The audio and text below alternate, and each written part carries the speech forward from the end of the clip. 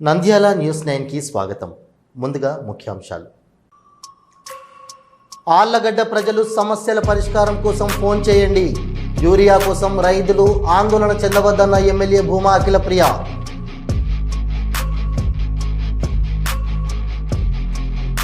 నంద్యాలలో నేర చరిత్ర కలిగిన వారు ఆటో నడుపుతున్నారు. అటువంటి వారికి ఆటోలు ఇస్తే యాజమాన్యంపై కేసులు నమోదు చేస్తామన్న సిఐ కంబగిరి రాముడు.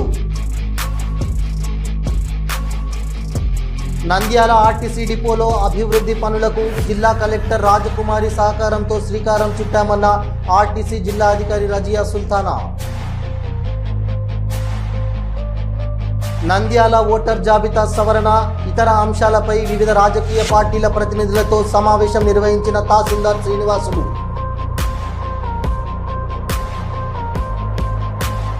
నంద్యాల జిల్లా ఎస్పీ ఆదేశాల మేరకు వెలుగొడులో నెలకొన్న వివాదం. ఎలాంటి అల్లర్లు జరగకుండా 200 మంది పోలీసులతో కవాతు జరిపించిన డీఎస్పీ రామాంజనేయ. నంద్యాలలో హౌసింగ్ లోన్ సద్వినియోగం చేసుకోండి. ఇల్లు నిర్మించుకోవడంతో ఆగిపోయిన రుణాలు వివరాలు వెల్లడించిన జిల్లా అధికారి శ్రీహరి గోపాల్.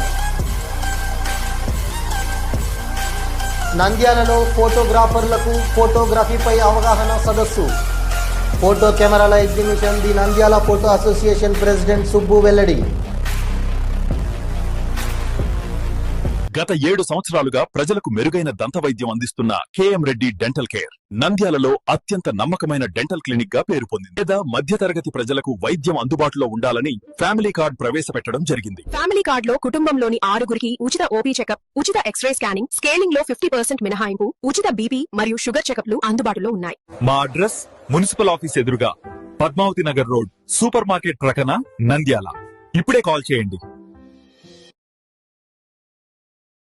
హలో, నంద్యాల న్యూస్ 10 మీ చుట్టూ జరిగే సంఘటనల్ని మా దృష్టికి తీసుకురావాలి అనుకుంటున్నారా?